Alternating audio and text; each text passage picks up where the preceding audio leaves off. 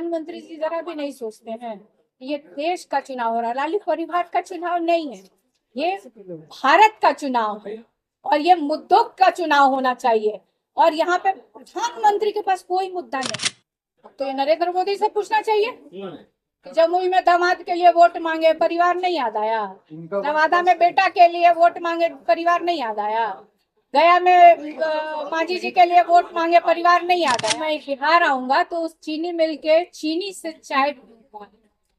किस दिन चाय पिएंगे, दिन बताए। जब चुनाव आता है 5 साल के बाद तो बिहार आते हैं, बिहार आके बोलते हैं कि जो चीनी मिलें बंद है, तो अगले चुनाव में जब मैं बिहार आऊंगा तो उस चीनी मिल के चीनी से चाय पीऊंगा। किस दिन चाय पिएंगे, दिन बताए। सोमवार को पिएंगे कि रविवार को पिएंगे कि बुधवार को पिएंगे। कौन से जिले की जो चीनी मिल चालू करवा दी है नरेंद्र मोदी जी ने, उस चीनी मिल का चाय पिएंगे। हम लोग को भी उसका न्योता दिया जाए। प्रधानमंत्री जी एक और वादा, बहुत जब बिहार आते हैं तो उनको बहुत याद आता है। स्पेशल पैकेज देंगे बिहार को, स्पेशल राज्य का दर्जा मिलेगा। कब मिलेगा, साल बताएंगे, तारीख बताएंगे, समय बताएंगे, क्या बताएंगे। अब ये तो रामकृपाल जी बताएंगे कि उनके विधायक क्यों नहीं है। और जितने भी 40 लोकसभा के जो प्रत्याशी हैं एनडीए गठबंधन के, क्या वो अपने चेहरे पे चुनाव लड़ रहे हैं? वो तो नरेंद्र मोदी के चेहरे पे चुनाव लड़ रहे हैं। तो देखा जाए तो एक तरह से सांसद भी नहीं है। 40 में से 39 सीटों में तो वहाँ सांसद भी नहीं है, क्योंकि वो तो अपने चेहरे पे चुनाव लड़ते नहीं है लोग, चाहे वो 14 का चुनाव हो चाहे वो 19 का चुनाव हो। लेकिन 2024 का चुनाव जनता ने भाजपा की, नरेंद्र मोदी की और एनडीए गठबंधन की विदाई इस वक्त तय रखी। तय मैं कोई हवा में बातें नहीं कर रही हूँ, मैं धरातल पे रह करके, जनता के बीच जा करके, उनसे सुन करके, समझ करके तब मैं ये बातें मीडिया के सामने रख रही हूँ। रामकृपाल जी को 2 बार मौका मिला, सांसद महोदय को 2 बार मौका मिला। उनसे आपके माध्यम से मैं प्रश्न पूछना चाहती हूँ कि पाटलिपुत्र संसदीय क्षेत्र के लिए उन्होंने कौन कौन से डेवलपमेंट के काम कराए, अपने निधि से, अपने तौर पे उन्होंने क्या किया, कौन सा डेवलपमेंट। क्या कोई यूनिवर्सिटी उन्होंने खुलवा दिया है, क्या कोई फैक्ट्री लगवा दी है? तो ये नरेंद्र मोदी से पूछना चाहिए।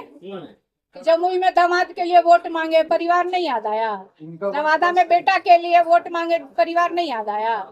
गया में मांझी जी के लिए वोट मांगे, परिवार नहीं याद आया। अभी समस्तीपुर भी जाएंगे, वोट मांगेंगे, वो याद नहीं आ रहा है उनको कि वो परिवार है। आखिर ये लोग किस परिवार के सदस्य हैं? चिराग जी के लिए वोट मांगने जाएंगे नरेंद्र मोदी जी, वो किस परिवार के हैं? उनके पिताजी कौन है?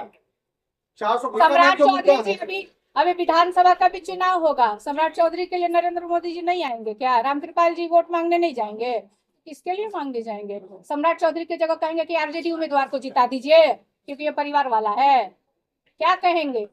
देश सहनी ने प्रधानमंत्री के लिए विवादित टिप्पणी की है। आपने भी कहा था कि प्रधानमंत्री को जेल भेजेंगे हम लोग। बिल्कुल, मैंने प्रधानमंत्री की कई बातों को मैंने दोहराया था। मैंने डायरेक्ट, प्रधानमंत्री से मेरा कोई व्यक्तिगत कोई दुश्मनी नहीं है। मैंने कहा था कि जो प्रधानमंत्री जी आज विपक्ष के नेताओं को देश भर में ईडी, सीबीआई, इनकम टैक्स या उनके ऊपर किसी तरह का आरोप लगा के उनकी जांच होती है, तो मैंने तो सिर्फ एक छोटा सा प्रश्न उठाया था, तो इतनी मिर्ची क्यों लग गई उन लोगों को? मैंने तो ये कहा था कि सुप्रीम कोर्ट ने इलेक्टोरल बॉन्ड पे कहा कि ये सब असंवैधानिक है, तो इसमें मिर्ची, अगर प्रधानमंत्री जी कहीं से इसमें कोई लेना देना नहीं है तो इतना मिर्ची क्यों लगा? बहुत डर है। और सुनिए ना, ये देश का चुनाव है, प्रधानमंत्री जी जरा भी नहीं सोचते हैं। ये देश का चुनाव हो रहा है, लालू परिवार का चुनाव नहीं है, ये भारत का चुनाव है और ये मुद्दों का चुनाव होना चाहिए। और यहाँ पे प्रधानमंत्री के पास कोई मुद्दा नहीं। क्या वो बेरोजगारी पे बोल रहे हैं? क्या वो महंगाई पे बोल रहे हैं? क्या वो किसानों के मुद्दे पे बोल रहे हैं कि उनकी आय कब दुगनी करेंगे, कौन से साल में करेंगे, एमएसपी कब लागू करेंगे? लेकिन मीसा जी, प्रधानमंत्री का उम्मीदवार कोई चेहरा तो नहीं है ना आपके पास। वो कह रहे हैं आपकी सरकार बनेगी तो 1-1 साल सबको हम तय कर लेंगे। हमारी यूपीए की गवर्नमेंट पहले भी हम लोग मुख्यमंत्री आपकी जेल में है, भ्रष्टाचार को लेकर क्या कर लेंगे। यही तो मैंने कहा था कि हमारी भी सरकार होगी, जितने तरह का आरोप लग रहा है हम लोग भी जांच कराएंगे, फिर सब लोग संविधान बदलने की बात कही जा रही है। मैं नहीं कह रही हूँ, ये भाजपा के नेता के वीडियो वायरल हो रहे हैं, ये हम नहीं कह रहे हैं। ये भाजपा के नेता कहीं वीडियो वायरल हो रहा है और वो कह कह रहे हैं कि उनको 400 पार चाहिए क्योंकि वो संविधान में संशोधन मैम, करना कांग्रेस चाहते के राज में भी 400 पार हुआ था, लेकिन संविधान को नहीं बदला गया, तो फिर ये आरोप क्यों लगाया जा रहा है? हैं। उस समय कांग्रेस के नेता का वीडियो वायरल नहीं होता था, अभी भाजपा के नेताओं का वीडियो वायरल हो रहा बोलते हुए। इलेक्ट्रॉल बोर्ड का मैम विरोध किया जा रहा है विपक्ष द्वारा, इसमें क्या कहेंगे इलेक्ट्रॉल बोर्ड को लेकर? हम विरोध नहीं कर रहे हैं, हम सिर्फ सुप्रीम कोर्ट की टिप्पणी को उठा करके हम लोग बातें कर रहे हैं। बिहार में पिछले बार मैम खाता नहीं खुला तो फिर एक सीटें आई थी, महागठबंधन को इस बार कितना भाजपा सीट का भी बहुत बार खाता नहीं खुला है, खुला ना।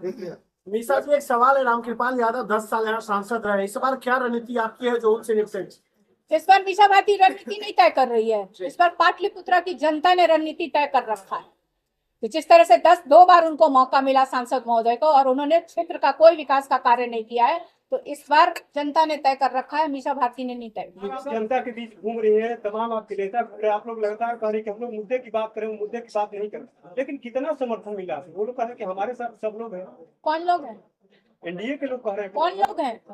किसान है, नौजवान है उनके साथ, महिलाएं हैं जो महंगाई का मार समझ रही हैं, बेरोजगारी का जो मान को चल रहा है वो है।